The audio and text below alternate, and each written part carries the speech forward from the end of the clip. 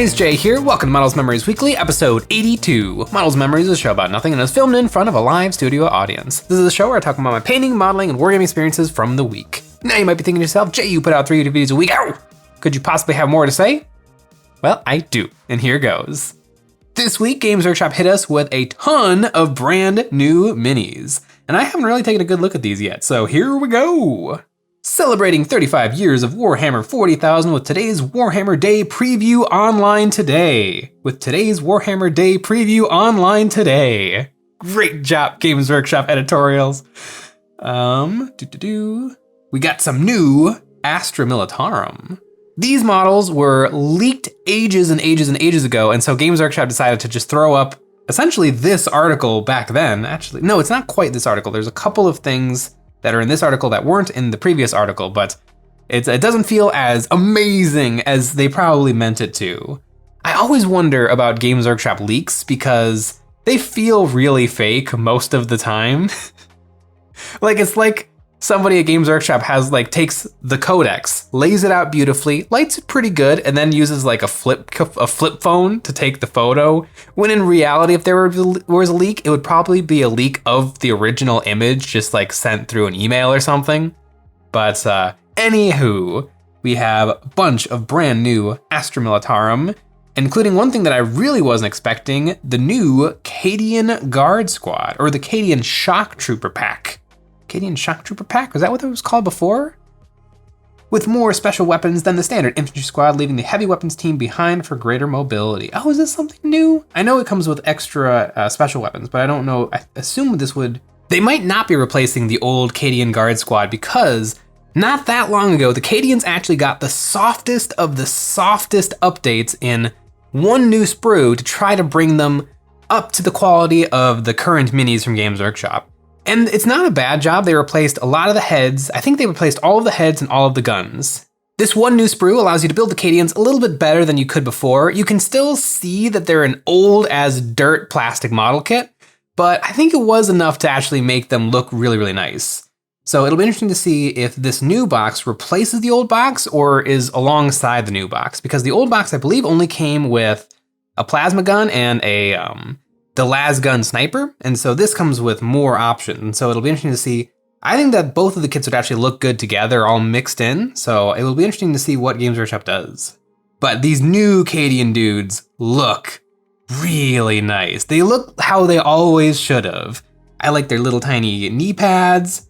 I like the more well put together clothing and sculpt of them. They have a lot more interesting head options and some actually different modifications surrounding their las gun. Some of them have full wooden stocks. Some of them have the classic plastic stocks. One of them has an AK style. I guess the AKs have an underfolder and this is more of a top folder. And I don't remember what gun has top folders, but some really, really neat stuff going on. They look crisp. They look clean. They look like how they always should have. These guys are phenomenal. Ooh, I would love to be able to jump into the future and just see when these are available for pre-order, are we gonna see the old Cadian kit leave? It would not be the end of the world if the old Cadian kit leaves, because it is old as dirt. It's right up there with the old Orc Boys, which are still available from Games Workshop, that are 25 years old. One of the first, well, not one of the first plastic kits, because that's RTB 01 Classics Beaky Space Marines, but a very, very old of the modern style of Games Workshop multi-part plastic kits. Some of the poses have me very slightly worried that these are going to be a little bit monoposy, but I kind of doubt it because I'm looking specifically at the joint between their torso and their arms, and I see a nice flat cut right there. And so I bet you're going to be able to glue on whatever arms you want. And having the freedom in the arms and head kind of means that you can do a ton of different poses, even with just these 10 models. That's kind of how Games Workshop does their kits now, and I think it's great. In another video, I called it there's monopose, there's multipose, and then there's, forgetting what I called it, but I guess monopose plus, where you do have plenty of modeling options while the model still looks great. Because even if you're pining for the old days where you had a pair of legs, a torso, 2 arms, and you had all the freedom in the world, this wasn't that much freedom. Usually it was, this looks pretty good, this looks weird, and this looks weird. So I am fine with taking the legs and bodies and combining them so that you actually have a pose that makes sense, and then getting to do a little bit of variation and modification in the arms. But yeah, I really, really like the new Cadians. Can't wait to buy them and then Gene Stealerify them. And speaking of Gene Stealerify, a new command squad that has nothing to do with Gene Stealers until I get my hands on them.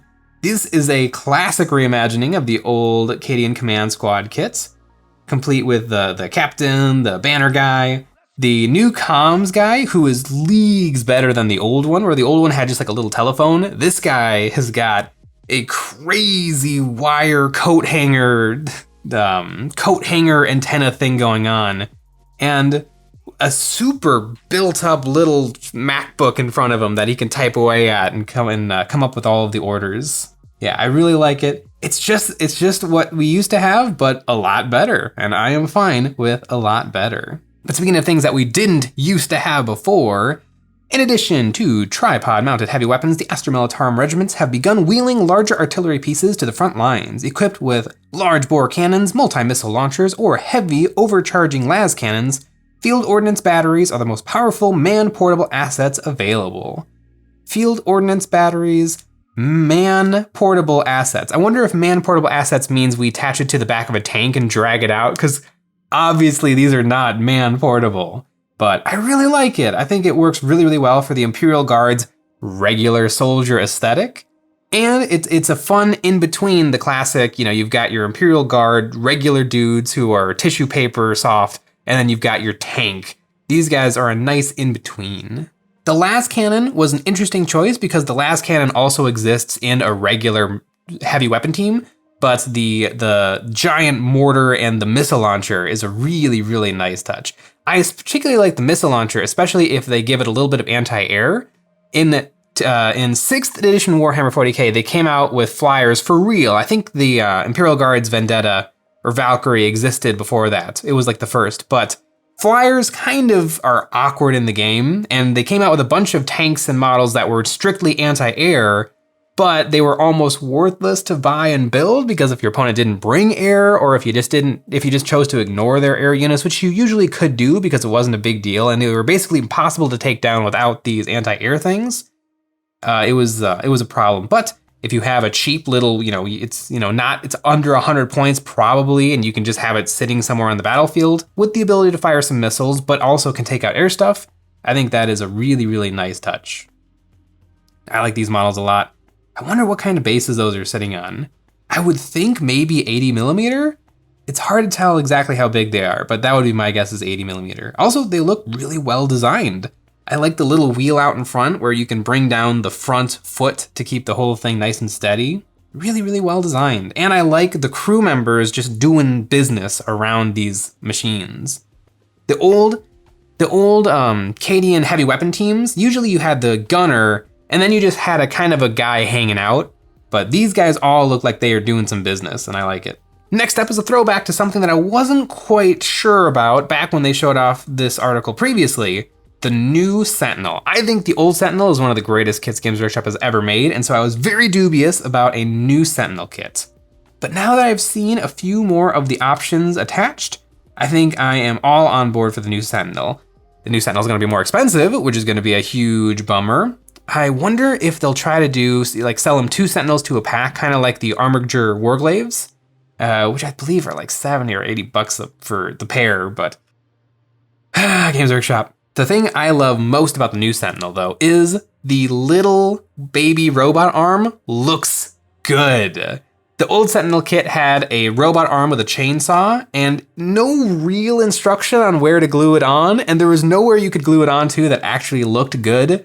I didn't see anybody gluing that sucker on. Sometimes they would glue it kind of under the chin, which was also an awkward look because then you just have a chainsaw doing this, which was really, really awkward. But now you actually have a proper little robot arm that can do a lot of business. Depending on how this exists on the sprue, I bet you actually get like a full range of robotic motion out of that little arm. And that is really, really nice. I like that a lot. It also just kind of makes sense to have like I don't see a manipulator arm, but I would be very tempted to glue on the robot arm, take off the chainsaw, and just glue on a little manipulator arm, because you would kind of need that. Like if the Imperial Guard are marching along and they have their sentinels walking around, keeping their scout sentinels, keeping track of all the goings on, You know, if there's a giant obstruction in the road, just have the Sentinel walk up, use his little baby arm to pick it up, move it out of the way. It really, really makes a lot of sense, and I like it a lot. Overall, the new updated design of the Sentinel is good. The only major deviation from the old Sentinel is the front has a bit of roundness to it, which is an interesting choice. You don't see roundness really anywhere else in the Imperial Guard range, but I can dig it because these models look really, really nice, and I really like that little robot arm. I'm gonna glue the robot arm to all of my Sentinels, which I have glued them to precisely none of my Sentinels before. And the new Imperial Guard kits just keep coming with a brand new Commissar. I like the new Commissar, but I also really, really like the old Commissar, so I hope they keep them both around. I think this model, Severina Rain, and the old Commissar make like a really nice trio of Commissars, depending on what you want. The old one was a little bit more flamboyant and like action pose. This guy is a little bit more dour, and then like Severina Rain is a good in-between, so I really like the Commissar models. And this guy looks exactly like Neil Patrick Harris when he comes back at the end of Starship Troopers in full garb. But it's perfect for Warhammer 40k. They also didn't push it too far. Like in Starship Troopers, he comes back and you're like, uh-oh. But this guy, he looks really, really nice. I like that he's a little simpler and a little more dour. He looks really, really good. And I think he'll look really good painted like really dark, kind of like this guy is. I think the lighting is just hitting him and kind of graying him up a little bit, desaturating the colors a little. But I think this model is going to look really nice standing in front of all of your Cadian shock troopers. But yeah, I like it a lot. I like his monstrous, almost anime sword. That is the longest sword on a tiny little human I think Games Workshop has ever made. And he looks very strong with his arms just completely out, locked with that bolt pistol. That giant, heavy-ass looking bolt pistol.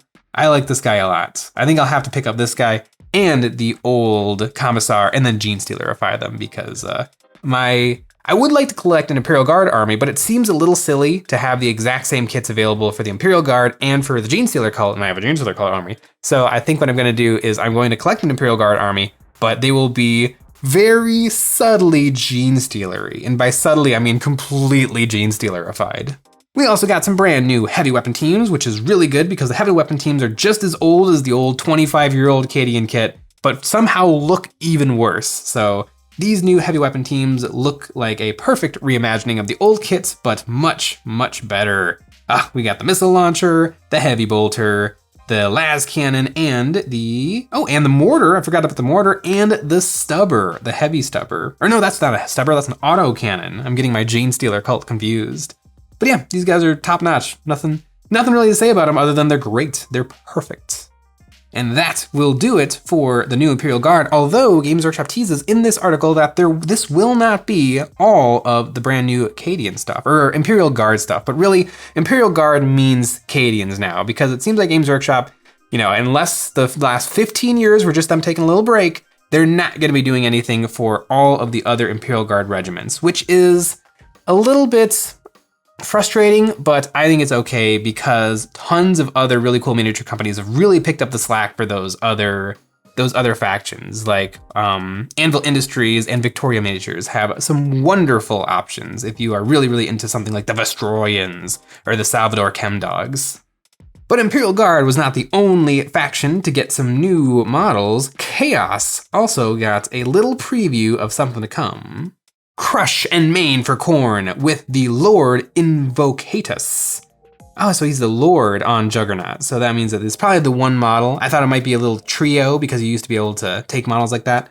But this model is really something. It is basically a Khorne Berserker on Juggernaut of Khorne, and I really like it. I have heard like 2 people complain online, and it really stuck with me that this model is too busy, and I agree. I also love it. Like this model, sure, it's busy, although there's tons of ways to take busy models, and I would say busyness, especially on a model like this, actually can help you a lot with painting. Like if you prime this model black and then just dry brush it with a bronze, it's gonna look really...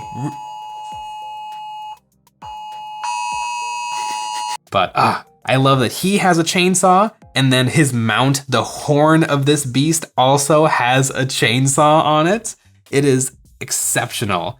I also like that it is keeping with the blockiness of the old model. Actually, they include a picture of the old model further down in this article, which, boy, is that an update between the old model and this model. But yeah, they still kept a lot of the essence of that old figure, and it looks really, really good.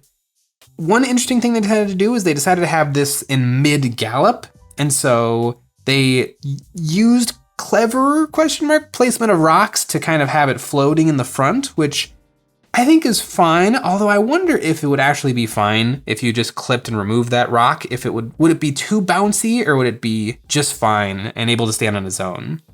But I like this model. I think the base they picked for it is maybe a little small. It's hard to tell if that is like the 72mm oval or the 60mm oval. I would think, no, the 60 is really small. It must be the bigger one, but I almost wonder if it needed to go on a really big base, especially if this is a Lord on Juggernaut.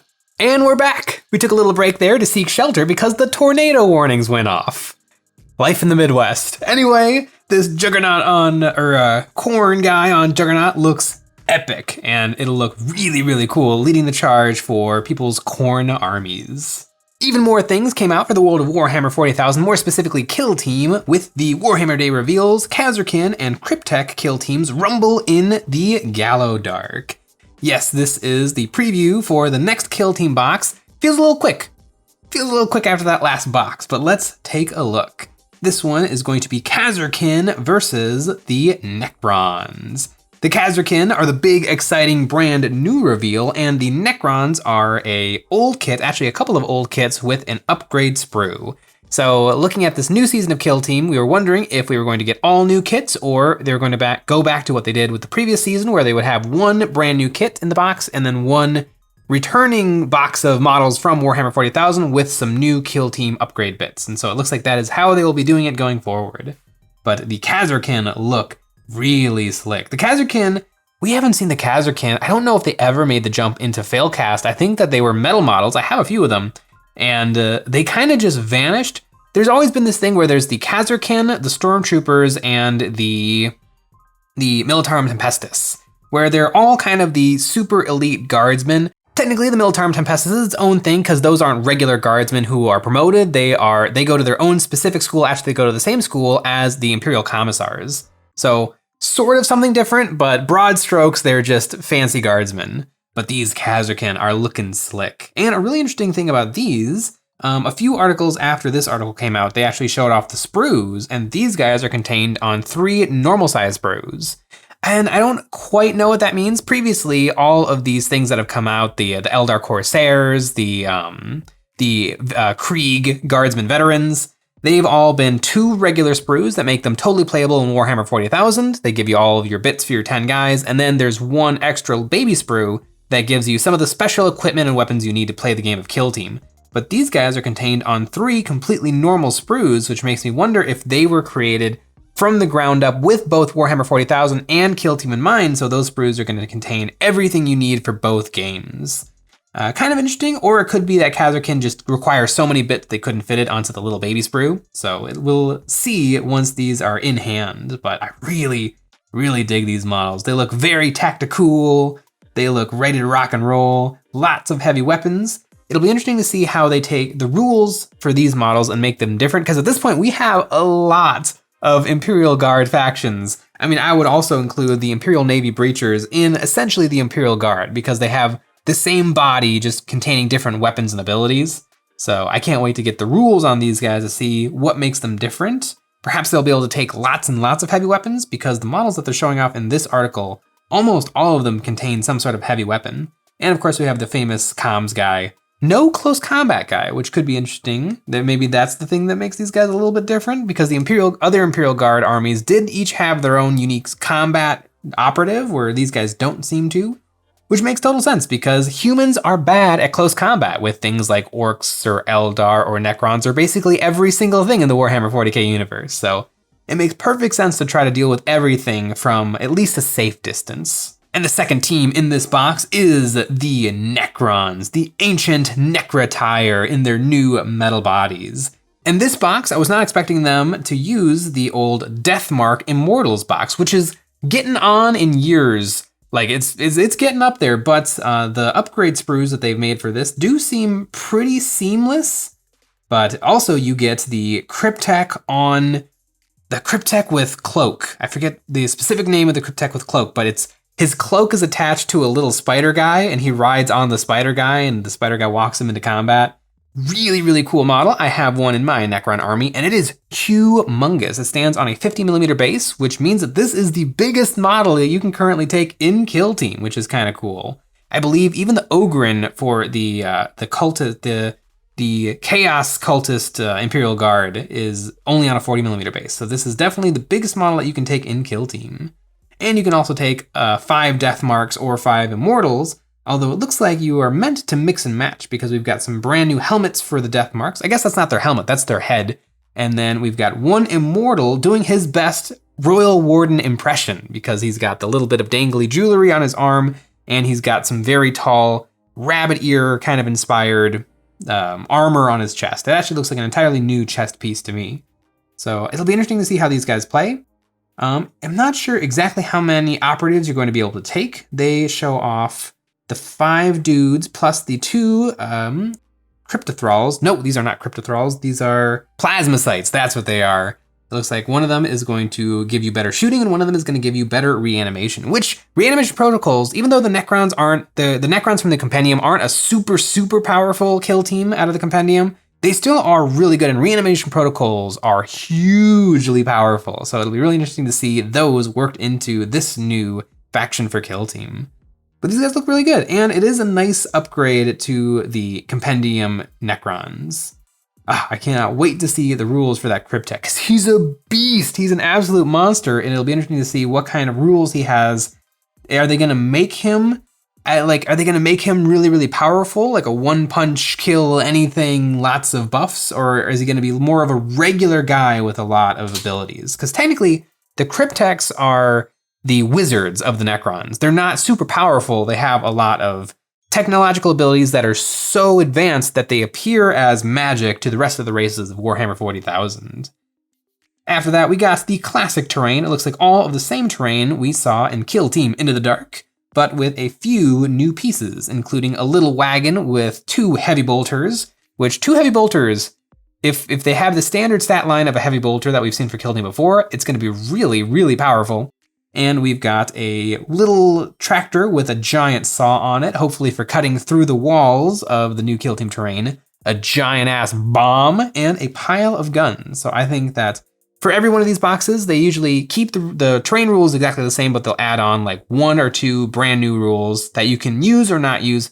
Usually we've decided to not use them because the standard terrain rules play really well, except for the original rules for the first Kill Team, the new Kill Team box, with the scramble rule, where you can move up to a terrain piece and then move over that terrain piece while keeping your base in contact with that terrain piece. It's a really nice rule, and we've actually given that rule to a few of our different terrain pieces that we've made ourselves so that they play really well.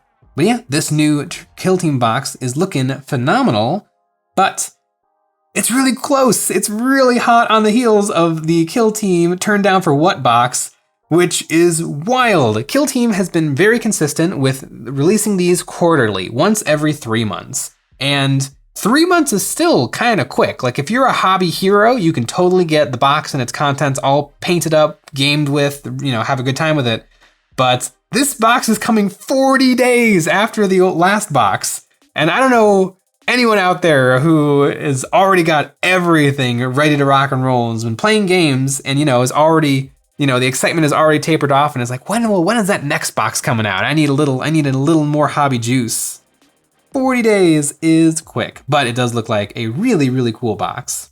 I don't know if we're gonna get a 5-month wait on the next box or if the next one's gonna come out after 3 months. Hopefully the next box is not gonna come after another 40 days and we're gonna get all 4 Kill Team boxes for this season done in like 3 months. That would be a little bit ridiculous, but it is a very cool box. Kill Team Shadow Vaults. I was wondering if they were going to do something a little bit more vaulty or library-ish with the Shadow Vaults, but it's still really cool, especially if you already have Into the Dark. If you combine it with this terrain, you're going to be able to make some really cool maze-like boards. But speaking of Kill Team Shadow Vault, if you're interested in picking up any Warhammer material or Shadow Vault this Saturday, you can head on over to Valhalla Hobby, which is a gaming store that has a wonderful online website that offers a pretty good discount on Games Workshop miniatures. And they have tons of other stuff like a great Malifaux selection. And if you shop with the code EOB10, you can get 5% off your first online order. Whether that be for some really cool Malifaux, beautiful Malifaux miniatures, or the new Shadow Vault coming out this Saturday. Speaking of Kill Team, not Shadow Vault, but Into the Dark, I finally finished my Imperial Navy Breachers. I thought these models looked pretty cool in the pictures that Games Workshop showed off, but now that I have them in hand, I absolutely love them. In fact, I've ordered 10 more from an eBay scalper, although I didn't pay too much. I probably paid retail, which is a little bit annoying, but I thought that I wasn't going to be able to purchase these by themselves for another 2.5 months. But instead, well, actually, these aren't available for order. Oh, Games Workshop, throwing a whole monkey wrench into my year. But I really, really like these models. I built every single specialist that you can build for the team, and the next batch of 10 that I'm going to do, I think I'm going to do them all regular.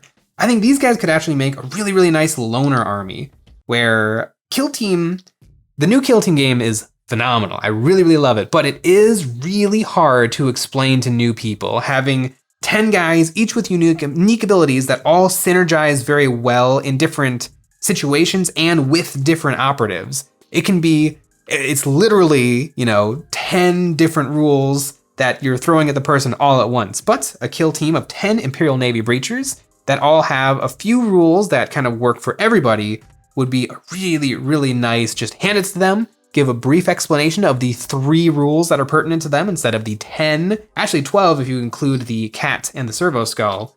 It would make for a really, really nice loner kill team, which is what I'm planning. I also just want to paint a lot more of them, so that's why another reason why I ordered 10 more.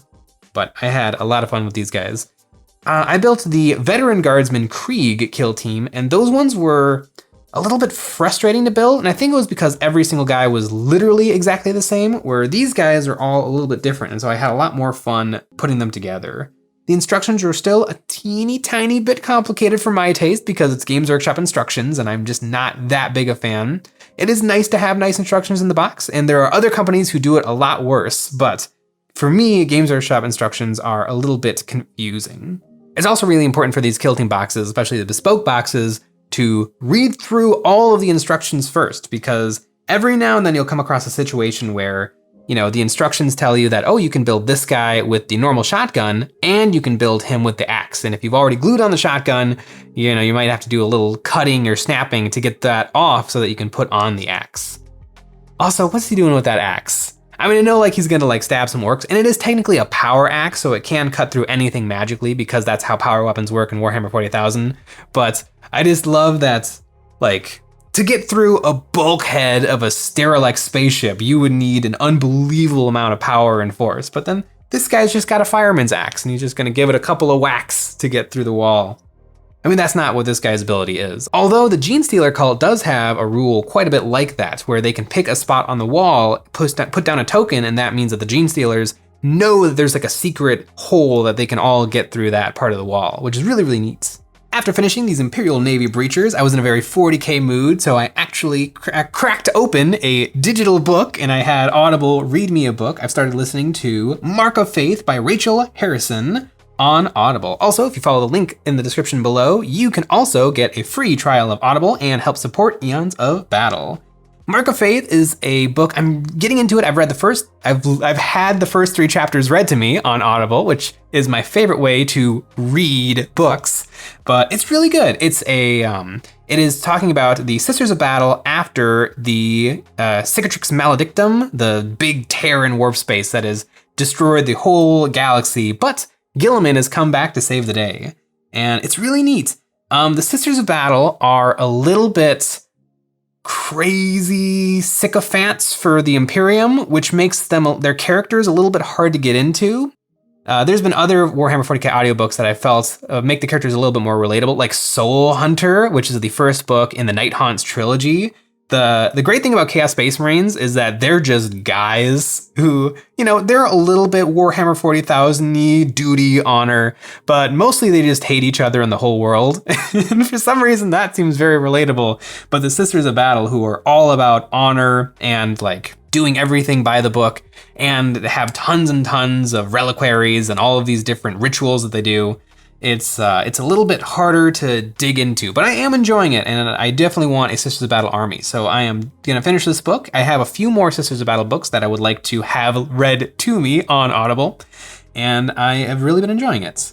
But if books aren't your thing and you still really want to support us, we also have a Patreon. Over there, we have lots of really cool models, both physical and STL, to populate your wargaming tables. If you sign up, there's a welcome pack that includes Dawn of War Space Marine, Imperial Guard, and Eldar Terrain. We also do one extra episode of Eons of Battle a week, where we critique our viewers' miniatures and give them some helpful hints on how to improve. And we also have merch, link in the description. Games Workshop showed off a ton of stuff and confused the heck out of me with releasing the new Kill Team box for pre-order.